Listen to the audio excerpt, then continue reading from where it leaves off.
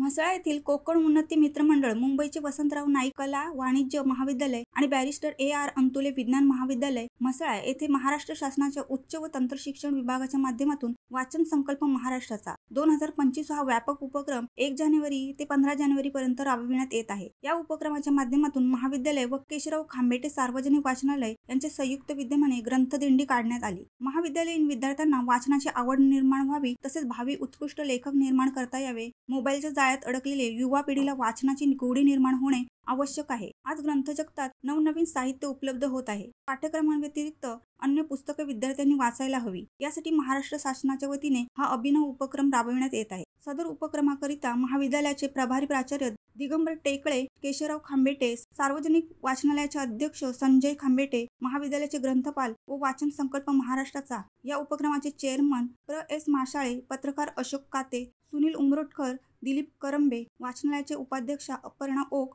उदय करडे, सायली चोगले, महाविद्यालयातील प्राध्यापक व शिक्षकेतर कर्मचारी वर्ग तसेच विद्यार्थी-विद्यार्थिनी पारंपरिक वेशभूषा धारण करून ग्रंथदिंडीला शोभा आणली। सर, वाचन संकल्प महाराष्ट्रात या निमित्ताने आपण आज एकत्रित जमलोय।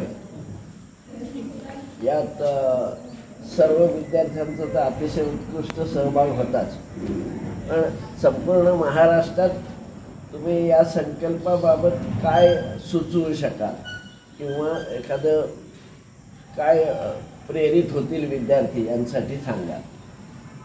महाराष्ट्र शासनाच्या उच्च आणि तंत्र शिक्षण विभागाच्या माननीय चंद्रकांत दादा पाटील यांच्या संकल्पनेतून यावर्षी महाराष्ट्रभर वाचन संकल्प महाराष्ट्राचा साजरा केला जातो आहे। या निमित्तानं आज सर्व महाराष्ट्रभर ग्रंथदिंडीचं आयोजन केलं जात आहे, संपन्न होत आहेत वेगवेगळ्या पातळीवरून।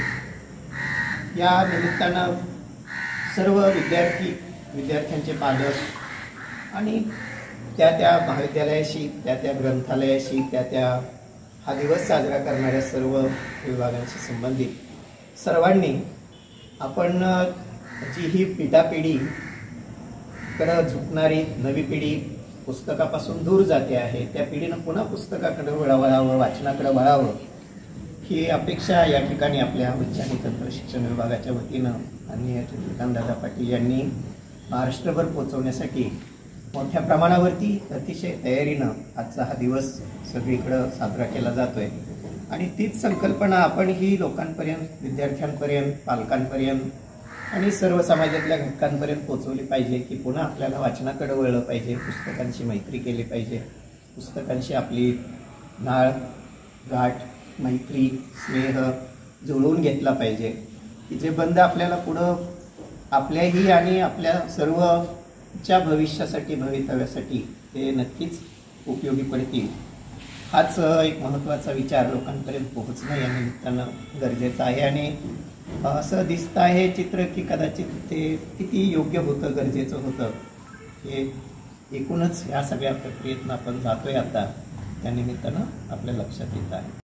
शिवसत्ता टाइम्ससाठी वैभव कळस, म्हसळा। दे धडक बेधडक वृत्त देणाऱ्या आपल्या शिवसत्ता टाइम्स न्यूज चॅनलला लाल बटन दाबून सबस्क्राईब करा आणि बेल आयकॉनला क्लिक करायला विसरू नका।